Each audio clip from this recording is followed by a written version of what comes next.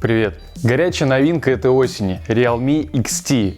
Это новый бренд от корпорации BBK, который буквально вырывается на рынок и вставляет конкуренцию другому топчику – Redmi Note 8 Pro. Snapdragon 712, зарядка на 20 Вт, камера на 64 мегапикселя, подэкранный датчик отпечатка пальцев – все это звучит прямо интересно. Ну а что из себя Realme XT представляет на самом деле, мы сейчас и проверим. Так что присаживайтесь поудобнее, мы начинаем. Realme XT поставляется в довольно крупной белой коробке из плотного картона. Спереди изображен сам смартфон, сзади технические характеристики. Комплектация стандартная для современных телефонов. Блок питания на 20 Вт, в моем случае, правда, не с европейской вилкой, но в официальной поставке телефоны будут продаваться с нормальным адаптером. Провод для зарядки Type-C, инструкция и крепкий силиконовый чехол. Мне нравится эта тенденция класть чехлы в комплект, а здесь он выполняет еще одну функцию. Так как модули камеры выпирают из корпуса, одев чехол, они скрываются под ним и не царапаются поверхность. Без чехла же они выпирают существенно. На экране с завода стоит защитная пленка, что тоже приятно. У меня телефоны часто случайно падают, так что я всегда хожу с пленками или стеклами. Спереди и сзади телефон защищает закаленное защитное стекло Gorilla Glass 5-го поколения. Задняя крышка, конечно же, в тренде 2019 года, перламутрово-белая с таким красивым градиентным переливом. Есть еще версия с синей задней крышкой, но мне белый цвет симпатичнее. Кнопки регулировки громкости и включения разнесены по разным граням и находятся достаточно близко к середине, их удобно нажимать. Я это ощущаю особенно остро, потому что мой основной телефон сейчас Galaxy S10, и там кнопки расположены вверху. Кажется мелочью, но при ежедневном использовании это реально раздражает, неудобно тянуться, и в этом плане Realme прям бальзам на душу. На нижней грани разъем для зарядки, 3,5 мм разъем для наушников, микрофон и динамик. Сама боковая рамка, конечно же, пластиковая, хоть и может показаться, что это металл. И сейчас я опять, как владелец Samsung, испытываю небольшую зависть, потому что в Realme XT догадались поставить не гибридный слот для сим-карт, а полноценный слот на 2 сим-карты и 1 карту памяти. Теперь можно не изобретать костылей, мастерить бутерброды из симки и флешки больше не нужно. Хотя, на самом деле, флешка понадобится не каждому, потому что у меня, да и, кстати, в России, будет официально продаваться версия на 8 ГБ оперативной и 128 ГБ встроенной памяти.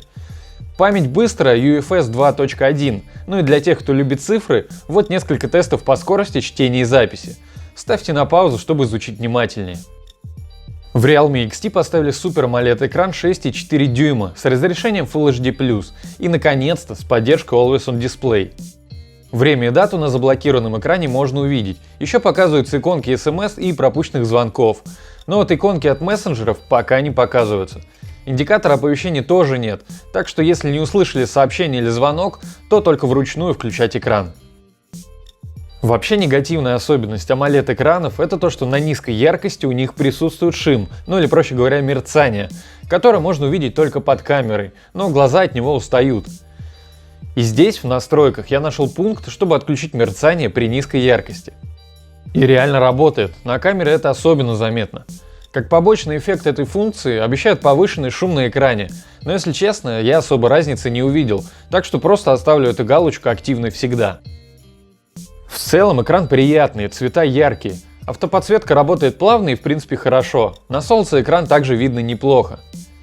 Под экраном установлен датчик отпечатка пальцев, и работает он резво, на самом деле сильной разницы с датчиком на Galaxy S10 я не заметил. Еще есть разблокировка по лицу, тоже работает быстро. При этом тест на дурака своеобразный такой пройден, по фотографии Realme не разблокируется. Автономность. В Realme XT установлен аккумулятор на 4000 мАч, что уже является неким стандартным при такой диагонали экрана. Цифры следующие.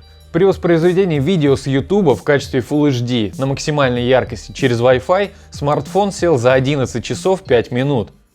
На самом деле это солидный показатель, особенно если вспомнить, что Redmi Note 8 Pro в таком же режиме сел за 7 часов 26 минут. Если же мы говорим про обычную эксплуатацию, у меня в среднем выходило 1 день 20 часов, ну или проще говоря, примерно двое суток. При этом экран был включен 4-5 часов, причем в основном это были игры, то есть при обычном серфинге автономность будет еще больше. Аппарат поддерживает быструю зарядку с помощью фирменной технологии VOOC, но она будет работать только при условии родного блока питания на 20 Вт и родного кабеля. С другим кабелем быстрая зарядка не осуществляется, я пробовал. Ну и, к примеру, технологию Quick Charge Realme тоже не поддерживает. Итого за первые полчаса телефон зарядился на 50%. А на 100% он зарядился за 1 час 29 минут. Во всех рекламах нам обещали зарядку за час 20, но расхождение небольшое, так что простим. В любом случае аккумулятор на 4000 мАч заряжается довольно резво. Одна из самых практичных фишек этого телефона – это работающий NFC. Бесконтактные платежи без проблем проходят через Google Pay, тут с этим все окей. Производительность. Сердце этого телефона – это субфлагманский Snapdragon 712, выполненный по технологии 10 нанометров и включающий 8 вычислительных ядер. В Antutu Realme набирает 180 тысяч попугаев. Geekbench показывает 318 баллов в одноядерном и 1501 балл в многоядерном режиме. Все цифры взяты после нескольких тестов. Но попугаи не так важны, как общая плавность системы, а она тут на уровне. Телефон работает на фирменной оболочке Color OS, и анимация довольно плавная. Подергивания, конечно, случаются, но буквально пару раз на дню, в глаза особо не бросаются. В настройках можно выбрать режим управления, то есть на экранные кнопки или свайпы. Я сразу поставил свайпы. Логика у них как на айфонах, так действительно удобно. В целом телефон работает шустро. В играх ситуация следующая. Asphalt 9 играет плавно, но фризы иногда проскакивают. Новая игрушка Call of Duty играется без запинок. Я вообще в нее что-то залип и дорос аж до 10 уровня. Shadowgun Legends на максимальной графике с 60 FPS тоже играются плавно и без подергиваний, только в лобби присутствовали иногда фризы. Здесь отдельно хочу сказать про динамик. Он в принципе достаточно громкий, но так как он только один, в играх часто рукой его прикрываешь и звук фактически пропадает. К этому надо переучиваться, ну по крайней мере если вы часто играете в игры. В тесте на тротлинг Realme XT показал себя хорошо. После 45 минут теста максимальный тротлинг был до 93% производительности. Это нормальный результат. И да, нагрев при этом действительно меньше, чем в том же Redmi Note 8 Pro и почти не ощущается. Камеры. Основной модуль это свежий самсунговский датчик GW1 на 64 мегапикселя с диафрагмой f1.8.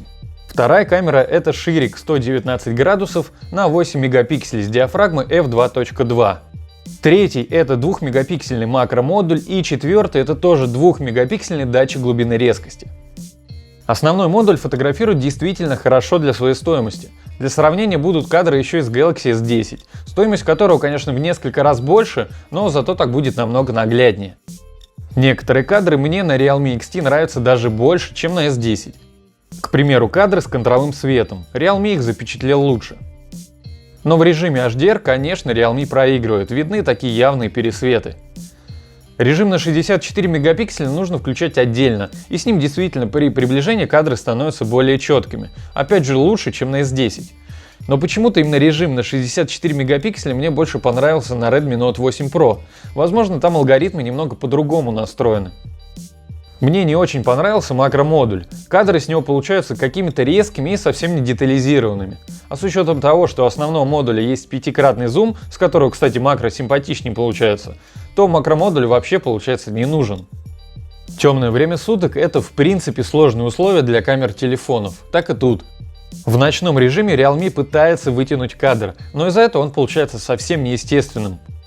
Ну а широкоугольным модулем в темноте вообще лучше не пользоваться, зато вот днем он фотографирует неплохо. Теперь видео. Realme XT может писать Full HD в 30 кадров и 60 кадров в секунду, при этом стабилизация будет работать только на 30 кадрах. 4К телефон пишет 30 кадров в секунду, стабилизация в этом случае не работает. В принципе, неплохо, автофокус срабатывает быстро. Помню, Redmi Note 8 Pro мне в плане автофокуса не понравился вообще. Фронтальная камера стоит на 16 мегапикселей. Модуль Sony IMX471 с диафрагмой 2.0. Снимает хорошо и в этом плане от Galaxy S10 тоже не отстает. Я бы даже сказал, что фото получаются более четкими. Все исходники я загружу на файлообменник, так что при желании можете сравнить более детально. Ссылка будет в описании. В целом Realme XT показал себя как достойный боец, с хорошей автономностью, NFC, приятным экраном. Из недостатков я бы выделил только этот макромодуль. Это реально то, что мне в нем не зашло вообще. Но не думаю, что этой функцией вообще кто-то часто пользуется. Официальная цена по предзаказу на Realme XT в России 20 тысяч рублей.